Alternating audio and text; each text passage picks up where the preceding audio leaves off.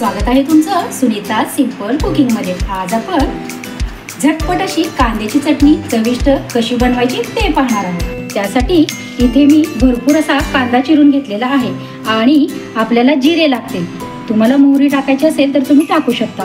मी फक्त जिरे घालणार आहे। थोडंसं लाल तिखट लागेल, हळद लागेल आणि चवीपुरतं आपल्याला मीठ घ्यायचं आहे। फार काही साहित्य लागणार नाही। चला तर मग आता आपण कृती करूया। इथे मी गॅसवरती कढईमध्ये तेल गरम करायला ठेवलेलं आहे।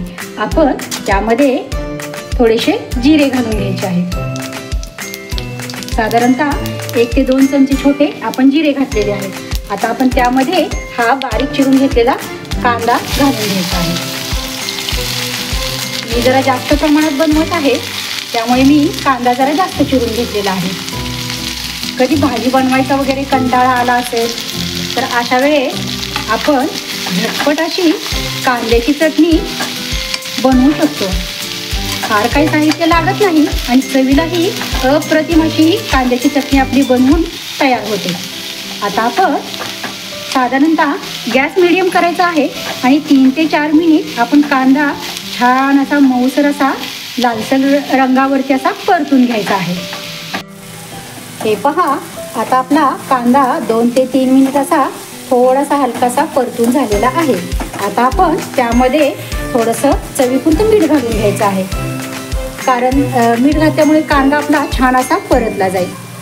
साधारणतः 1 ते 2 चमचे मी मीठ घालून घेत आहे आणि आता हे मीठ देखील आपण कांद्यामध्ये छान असे परतून घ्यायचे आहे, म्हणजे आपला कांदा छान असा मऊसर परतला जाईल। हे पहा, आता आपला कांदा छान असा लालसर रंगावरती परतून झालेला आहे। आता आपण त्यामध्ये चवीपुरतं तिखट घालून घ्यायचं आहे। तिखट तुम्हाला कितपत हवं आहे त्यानुसार तुम्ही घालू शकता। हे घरीच बनवलेलं लाल तिखट आहे, चवीला तर खूपच छान झालेलं आहे। तिखट ना तुम्ही तुमच्या चवीनुसार घालून घ्या। आता त्यामध्ये आपण अर्धा चमचा हळद घालायची आहे। साधारणतः 2 चमचे मी यामध्ये तिखट घातलेलं आहे। आता हे सर्व साहित्य आपण व्यवस्थित असे मिक्स करून घ्यायचे आहे। प्रवासामध्ये वगैरे देखील तुम्ही ही चटणी नेऊ शकता, खराब होत नाही, टिकते देखील। कधी भाजीचा कंटाळा वगैरे आला असेल तर अशा वेळेस आपण झटपट असा किंवा साईड डिश म्हणून देखील तुम्ही या चटणीचा उपयोग करू शकता। चला तर मग आता मी इथे शेंगादाण्याचा कूट दाखवायची राहिली होते। इथे हे भाजलेले शेंगादाण्याचं कूट मी साधारणतः 3 चमचे घेतलेलं आहे, ते आता आपण यामध्ये घालून घेऊयात। मी कूट दाखवायची मगाशी विसरले होते। आता मी यामध्ये कूट घालून घेतलेला आहे। आता आपण हा कूट देखील यामध्ये व्यवस्थित असा मिक्स करून घ्यायचा आहे।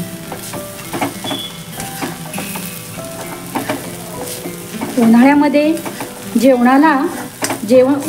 जेवण करताना चवीसाठी काही ना काहीतरी साईड डिश म्हणून आपल्याला हवंच असतं। कधी कैरीची चटणी, कधी मेथांबा, कधी गुळ आंबा, असं वेगळं आपण नेहमी बनवतच असतो। आता आपण साधारणतः 3 ते 4 मिनिट ही कांद्याची चटणी शिजू देऊयात। हे पहा, आता आपली कांद्याची चटणी बनवून अशी तयार झालेली आहे।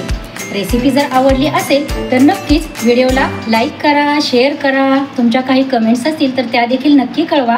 सुनीता सिंपल कुकिंग या चॅनलला सबस्क्राईब करा व शेजारील बेल आयकॉनही प्रेस करा। धन्यवाद।